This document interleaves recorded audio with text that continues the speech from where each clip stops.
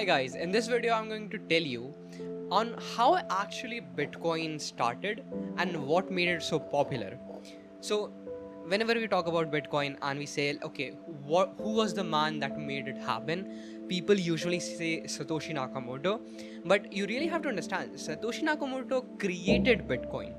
But the influence of Bitcoin, the marketing of Bitcoin was not actually done by Satoshi Nakamoto. It was more of a community-driven decision. And when we talk about community-driven decision, there are few key players that comes into the mind. And in this video, I'm going to explain you the psychoeconomics of Bitcoin on what made it really popular.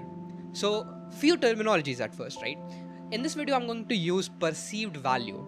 What that means is not the real value, but what do you think a value of a product is. So, for example, a leather bag can cost $10 and it can cost $100,000 because 100,000 bag is from Louis Vuitton because it has a higher perceived value. That's the reason it's worth $100,000. And one bag, same quality, and just maybe a different leather or same leather costs $10 because it's made in China, which does not have a strong branding. So it made in China in a facility or a manufacturing facility where which has no branding in it. So this is the difference between perceived. So this is what perceived value means. And I'm also going to use. So I'm just looking at my notes. Blah blah blah, and I'm also gonna use a terminology called illicit actors. So illicit actor means people who were not doing things legally. Okay, now let's start with it. So let's look at the timeline, okay? Because the timeline is very important, and the timeline is very important is because Bitcoin emerged in 2008, and 2008 was the time when the housing market crashed in America, right? And we have a very good movie on it where we saw Margot Robbie in a very hot bathtub explaining what CDOs are. Yeah, that was the only good thing that came out of that housing crash. And so housing crash happened. So really skeptical economists and intellectuals were doubting the power and the methods used by traditional financial systems. And then Bitcoin happened. And there were some early adopters like Charlie Scheme, Roger Ver, and Winklevoss twins. So Charlie Scheme was, his influence in Bitcoin was very short-lived because of his connection to Silk Road. And I'm going to come back to that. And Roger Ver, who was actually known as Bitcoin Jesus, and I think he was the one who started the first Bitcoin startup. And then we have Winklevoss twins, and they were very influential and very vocal about their support for Bitcoin. So this happened, and the PR definition of why Bitcoin got famous is of course that Bitcoin is incredibly transparent. You can't scam, you can't do anything. But the opposite of that is because it is so independent, it's so transparent, and it's so anonymous that even criminals can use it. So of course, there are two PR definitions and both of them work. One on the negative side and one on the positive side. That's it. Now let's look at the 2008. So in 2008 we got our... So now next question is actually, so this is something I'm going to touch, right? If I had a time machine and I would go to 2008, I could buy Bitcoins, right? But how would I buy Bitcoins? So ladies and gentlemen, I'm going to save you, and this video is going to save you. So this is how you actually buy Bitcoin in 2008. So 2008 internet already has happened, and what you have to do is you have to go to the internet and you have to download a software called BitClient. So BitClient, of course, is a software which is based upon the distributed system. So it's P2P, and the system already has some seed IPs which connects with a server, and then you can mine coins. So again, you don't buy Bitcoin in 2008, you mine Bitcoin in 2008. The difficulty level of mining it, so you know that to mine Bitcoin you need like facilities that like $10 million facilities, but that's not really true. to mine Bitcoin, all you have to do in that, like 2008, because the difficulty was very low, all you had to do is just use your personal computer. And because you were able to use your personal computer and mine Bitcoins, that means you would be able to generate 100,000 Bitcoins in less than a month. So if you do end up traveling to, future, yes, if you end up traveling to the past and you want to be like, okay, yeah, I want to invest in Bitcoin, that's how you do it. So you don't even have to invest. All you have to do is buy a PC and mine the Bitcoins. And then you're a millionaire in the future. So that's how you actually buy Bitcoin in 2008. Now, coming back to the point. So in 2009, there were some early transactions. People were started to use Bitcoin a little bit. And in 2011, Bitcoin first crossed $1 mark. So Bitcoin was worth more than Indian rupees, China, Europe, euro, and it was more than $1 in 2009. 2008 it was created, 2009, because of these early influential leaders like, of course, Winklevoss twins, Charlie Scheme, and Roger Ver. Bitcoin crossed $1 mark, and then in 2012 it crossed $10 mark, and in 2013 it crossed $1,000 mark, and in 2015 it crossed more than $20,000 mark. So what happened during this stupidly fucking short time that made Bitcoin blow up? So the answer is very simple, right? So the answer is very simple in a very complicated way.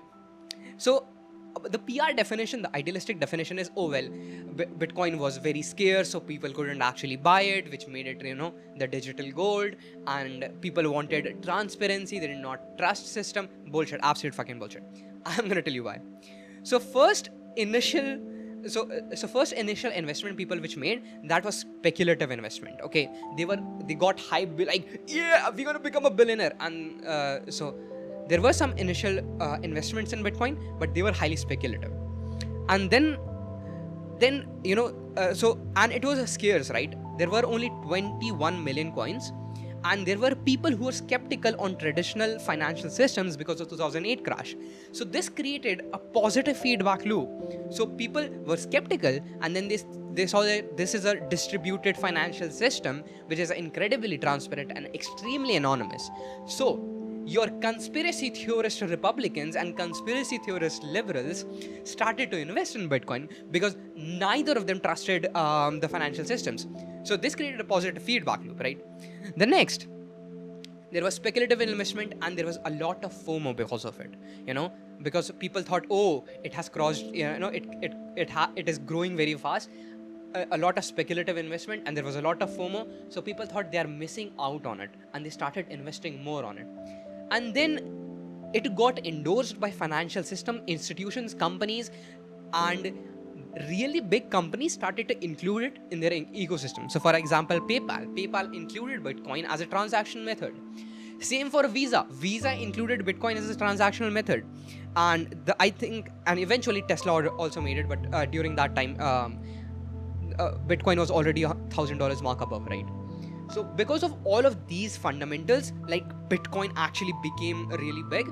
But here's the thing, why did these financial institutions thought that this digital shit was worth gold? What exactly happened? I particularly think because they had a coin, okay? They had a coin which was not really regulated, and it had economics like fucking stock.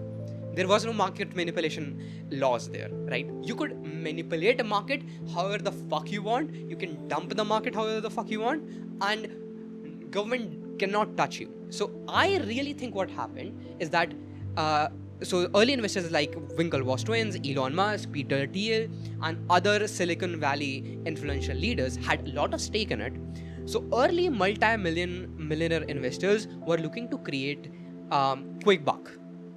Okay, so, and the second, there was public investment. So when these people endorsed it, and because they already had an investment, so the value grew, and then public figures, really intellectual public figure, endorsed it, the perceived value grew again, and then people who were skeptical started investing in it with speculative investment, and then the value got even bigger. Now the value is through the roofs, and the multimillionaires are thinking to drop the whole thing. So, of course, exit early because they have made their buck, right? But holy fucking financial system, Silk Road happened. Now, what is Silk Road? So, Silk Road was a dark web marketplace where you could buy drugs, you could give assassination orders, and you could buy organs. You could do anything you wanted on the Silk Road. And of course, this was illegal. And this was a very essential part of the dark web. And later, the founder of Silk Road got arrested. And now in Trump's administration, like 2025, he actually has a presidential pardon. And he even got like 26,000 bitcoins as a reward. And it came out of nowhere. So he made it public that I have received these many bitcoins out of nowhere, and I don't know where it came, but I think some accomplice from the Silk Road has given it to me. So that is the whole idea. So holy fucking financial system, Silk Road happened. And because of Silk Road, criminals started using Bitcoin. So the perceived value of the digital shit exploded to gold and beyond it, and people started believing it, and it got essential. People started using it. So who were these unlisted actors? So people who wanted extreme anonymity and they wanted ease of transaction. So it was essentially a UPI for criminals. And when this happened, all of these things created a 100% positive feedback loop. And I think so this is my idea, right? I think this is the reason people like Elon Musk, Peter Thiel, and Winklevoss twins actually endorsed the idea of Bitcoin because they were looking to make quick bucks. And this was an investment, right? So if it was not making them money, they would have never endorsed it on the level they did. So of course, they still have a lot of holding in Bitcoin because it's actually a financial investment. It's an asset instead of being an ideological race. And you really have to understand, Elon Musk is now involved in politics. He wasn't in 2015. In 2015, he was just a hardcore businessman. So he was looking at through the business way perspective. And even in 2015, he would have said, I'm not really a businessman, I'm an engineer. But I still think that's the reason he endorsed it.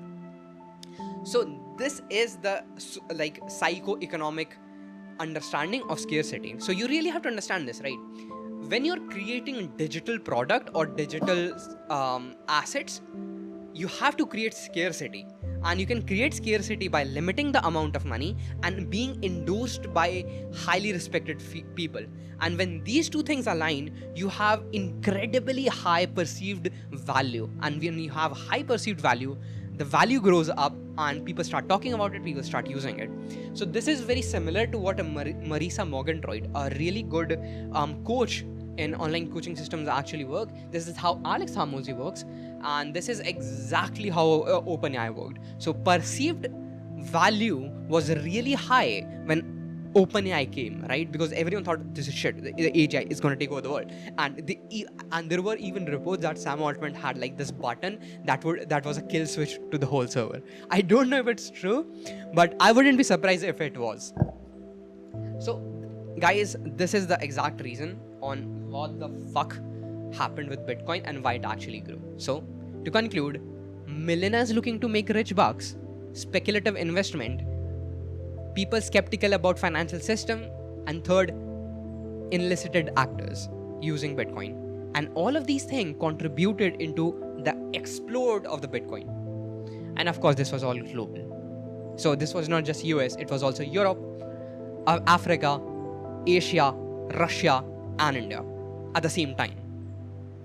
So I hope you guys like this video, and it would be incredibly helpful if you guys just comment. I absolutely love it when you comment. Please, please, please, please comment. And you don't have to like this video, you don't even have to subscribe. Just comment on this video, and I would be really happy. Okay, thank you guys. See ya.